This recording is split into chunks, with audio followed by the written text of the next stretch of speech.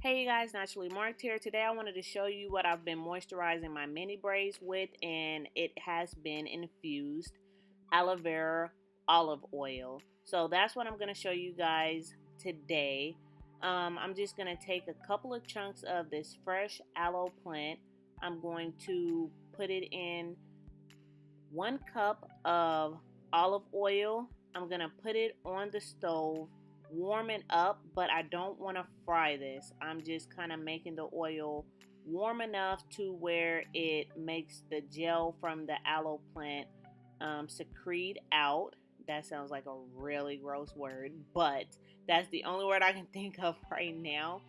But I'm just trying to make my own aloe oil, and I've been using this for the last 3 weeks on my hair, and I'm telling you guys, my hair has been super soft. I still have my box braids in, but this is what I've been oiling my hair with about once every 3 to 4 days. I've been putting this on my ends and also kind of massaging my scalp with this oil.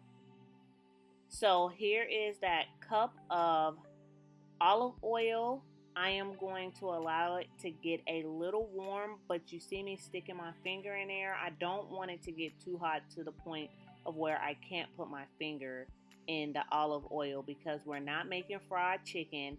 We're just trying to combine the oil and the aloe together.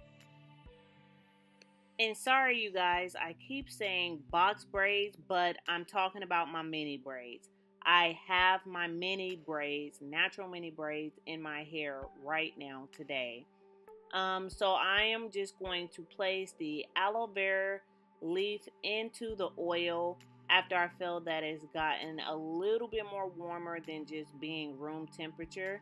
I'm going to wait for the aloe leaf to become transparent, and then I am going to turn the fire off.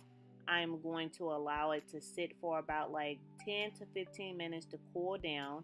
As you can see, I can still place my finger inside the oil, and as you can see, there's a little bit of bubbles at the bottom of the pan, but the oil is not too hot. I can still stick my finger in there, and I just wanted to stir the aloe plant around in the oil good enough, so that's why I grabbed a spoon. But as you can see, I literally just stuck my finger in there.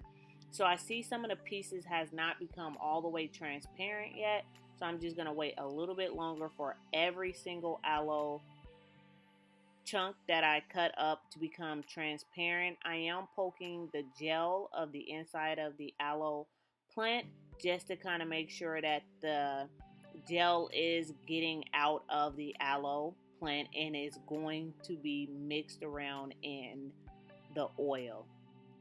So after I let it cool, I'll pour it in my mason's jar, and it's the way that I have been preserving it.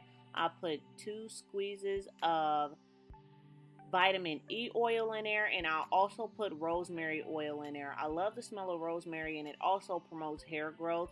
So that's why I like to put rosemary oil in my flaxseed and any oils that I'm making. So I hope you guys like this and enjoy this video. Thanks so much for watching. Bye.